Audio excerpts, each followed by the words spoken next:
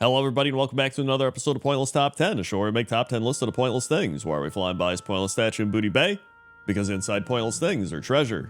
Let's begin. 10. Number 10 is Moldfang, and Moldfang is a Gnoll ghost located in the Western Plaguelands. And Moldfang was added in Cataclysm as part of a quest called Unusual Behavior, even for Gnolls. And the quest is from Daria Lorraine, who is a Night Elf quest giver at Hearthglen, and she's one of the priests in charge of preserving the peace of Hearthglen as well as maintaining Talon's Tower. And so she's just like, hey, the Gnolls are up to something. Can you go check it out? And you're like, all right. So you go and check it out, and there is a Gnoll that is casting some sort of shadow spell or shadow beam onto Moldfang, and once you attack Moldfang, the spell kind of lifts and it looks like he's come back to life as a zombie undead type of Gnoll. And so when you return to her, she's just like, Gnolls and necromancy, what a surprise. And I thought that here in the Western Plaguelands, we'd put these dark days behind us. And so yeah, I wanted to put Moldfang on this list for a couple reasons. One is ghost Gnolls are pretty cool, and the other one is necromancy Gnolls are pretty cool. So either way, that's why Moldfang is number 10. 9. Number 9 are the Feralus Gnolls and the Mulgore Gnolls, more specifically known as the Woodpaw Clan Gnolls and the Palemane Tribe Gnolls. And I would say these are the Gnolls that I think about the most when I think of Gnolls in World of Warcraft. I always just remember fighting them in Mulgore and then fighting them in Feralus, maybe because I just like the environments that they're in, but it says here that the Palemane Gnolls have a culture that revolves around leather, which is why a lot of the Palemane Gnolls are called skinners, tanners, and poachers. And so there's a quest called Sharing the Land where the Tauren are like, they disrespected our attempts to communicate with them, and they slay the wildlife of Mulgore unbridled.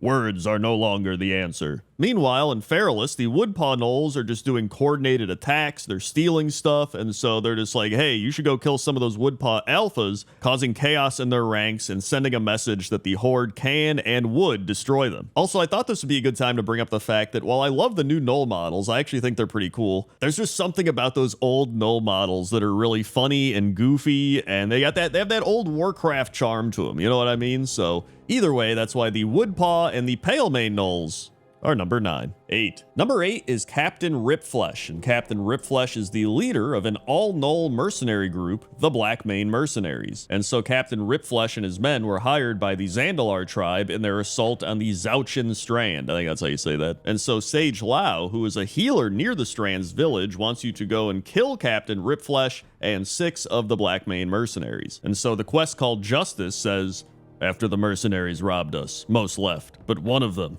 after the others took all we had, he ran the rest of us through.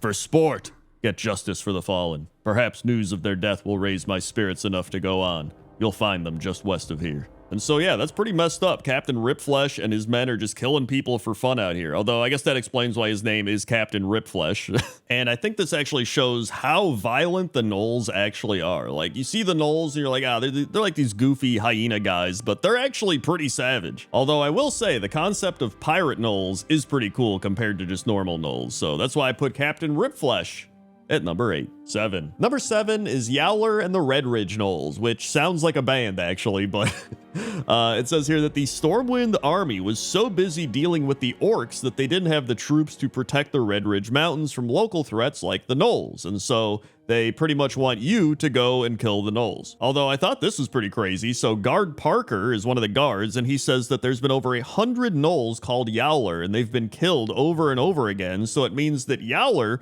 must have had a large number of sons with the same name as him. That, or random Gnolls are just taking the name Yowler, or they're calling the leader Yowler no matter who the Gnoll is. Like, I don't know. There's some weird stuff going on, but it's pretty interesting. But yeah, these Gnolls have a bunch of tents and campfires set up in the depths of the Red Ridge Mountains, and there's a bunch of raw meat all over, and there's a bunch of skulls, including skulls that are just on big pikes. And it says after the Cataclysm, these Gnolls actually entered into an alliance with the Blackrock clan and planned on invading Lakeshire. And so yeah, Yowler and the Red Ridge Gnolls are pretty interesting, and so that's why they're number 7. 6. Number 6 are Gnarlhide and the Savage Hill Gnolls located in the Storm Peaks. And the Savage Hill tribe have been stealing engineering parts from the nearby goblin town K3, and in return, the goblins have been stealing the food rations of the Gnolls. In fact, that goblin quest comes from Rickett at K3, and they say, I know just the job for an eager newcomer like you. We got a Gnoll problem, all right? You might even call it a Gnoll infestation. Pesky things, they keep creeping up more and more, and now they're on our doorstep, stealing our parts. Inconceivable.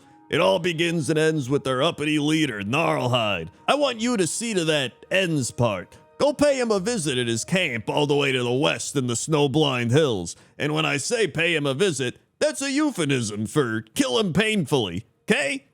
Okay. But yeah, I just always found it funny that there's these gnolls in the snow and the storm peaks, and they're like stealing the goblins' engineering parts, and the goblins are getting mad. It's kind of a goofy, weird situation, and so I always liked it. So that's why the Savage Hill Gnolls and Gnarlhide are number 6. 5. Number 5 are the Mudsnout Gnolls, and the Mudsnout Gnolls are located at the Nathander Stead in the Hillsbred Foothills, in which they have taken it over for use of growing their Mudsnout blossoms. And if you've ever played Classic WoW, you probably know about this quest because of the Elixir of Agony, where you're supposed to go here and gather 6 Mudsnout blossoms and bring them to Apothecary Lydone in the Taran Mill. And I couldn't really find any reason why they love the Mudsnout blossoms so much. I don't know if they're using them as drugs, right? Like, I don't know if they're just like, oh, we need these Mudsnout blossoms, and they're like snorting them or eating them or something. They give them some sort of power, or they make them feel good. Like, I have no real idea. I looked at all the quests and everything about it, and I couldn't find any real reason. All of the quests are just like, hey, we need Mudsnout blossoms, go kill those gnolls. They're in the way. Like, that's really it. Maybe it's like one of those things where some animals can eat one thing and then another animal tries to eat it and it's toxic to it. So maybe this is just like a food source for the Mudsnout gnolls. I have no idea, but I think it's kind of cool. And so that's why the Mudsnout Gnolls are number 5. 4. Number 4 is Snarlmane, and Snarlmane is a rare undead gnoll found in the basement of Fenris Keep in the Silverpine Forest. And so Snarlmane actually goes all the way back to Warcraft 3, where Snarlmane was the leader of a gnoll group in Tearsful Glades that was caught between the conflict between Verimithras and Sylvanas during the Third War. Sylvanas used one of her banshees to possess Snarlmane and pretty much made him fight for her. At some point after that, Snarlmane died and was resurrected and became a resident of Fenris Keep, joining up with the Rothide Gnolls. And the Rothide Gnolls are a group of undead gnolls that were unable to escape the Lich King's plague, and now a number of them serve as minions to the Scourge. And honestly, I feel kind of bad for him. He's just like cowering in the corner, and he's just like, but please don't hurt me. And I'm just like, I don't really want to hurt him now. Like, I don't want to kill him. But I guess in Classic WoW, he looked more like a normal gnoll that was ready to attack you and kind of crazy. But now he's just kind of like this scared gnoll in the basement. So I'm like, what happened? I mean, I tried to go find him in Classic WoW, but he just wouldn't show up. So this is what he's supposed to look like. Here's a picture. But either way, that's why Snarlmane is number 4. 3. Number 3 are all of the gnoll leaders in the Azure Span in Dragonblight. And so we have Cracktooth, Frostbite, Kargpaw the Fetid, and Chief Deadeye. And I'm not gonna lie, the main reason I'm putting these so high up on the list is I just think they're really cool. Like, you have the one dude who's just playing around with all the rot and spreading the rot all around. It kind of reminds me of like the Pestle and Skaven, you know what I mean, from Warhammer. And listen, Clan Pestilin, definitely the best clan. I don't care what any other Skaven person says. And then you have Cracktooth, who's sitting in this cave with these 2 dogs by his side. And then you have Chief Deadeye, who is also sitting on his big throne thing outside, surrounded by a bunch of other gnolls and dead Tuskar. And then you have Frostbite, who I actually think is the coolest gnoll out of all of them. I love Frostbite's outfit. He's got like the big antlers. He's got the cool like bone mask on. I think Frostbite looks like the coolest gnoll, maybe in World of Warcraft. I love that outfit. I would transmog that. But yeah, I just really like what they did with the gnolls in the Azure Span, and they had all the different flavors of gnolls here too, and it's really cool. So that's why I put all these gnolls at number 3. 2. Number 2 is Sage, and Sage is a gnoll fortune teller located at the Darkmoon Fair. And Sage was one of the ones that I almost forgot about because he is located at the Darkmoon Fair, so it's not somewhere that you go very often. But when I was reading about him, it said Sage is one of the few gnolls that are not hostile, and aside from being neutral, he has also been able to learn to speak full common, which I didn't even think of. That is pretty crazy that he's a gnoll that can just speak as well as all of the other major races in World of Warcraft. And so when you initially talk to him, he says, I have long known you'd seek me out. Every sentient being in this world is driven by the choices they make. Choices beget further choices, and these in turn make someone who they are. This is where your fortune is drawn from, who you are and the choices you make. Are you ready to discover where your fortune lies? And then he proceeds to ask you a series of random questions and scenarios, and after you've answered those, he gives you your fortune, and it's a little fortune on a piece of paper. But yeah, Sage is just a really interesting and unique gnoll, and so that's why I put him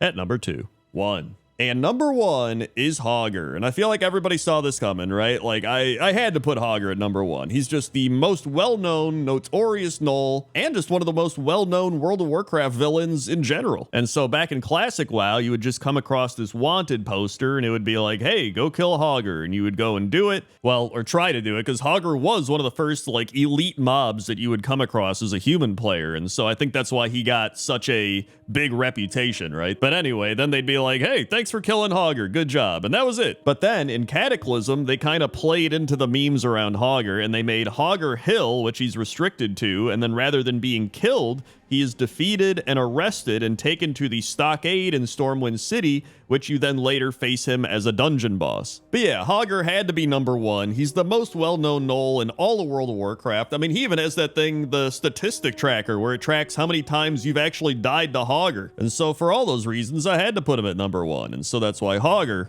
is number 1. Hey everybody, thanks for watching this episode of Pointless Top 10. If you want more Top 10s, you go watch Pointless Top 10 Kobolds, or you go watch Pointless Top 10 Quillboars if you want some Pointless Top 10s that are kind of like this one. Also, like the video and comment below your favorite Gnoll in World of Warcraft. Okay? Okay. See ya.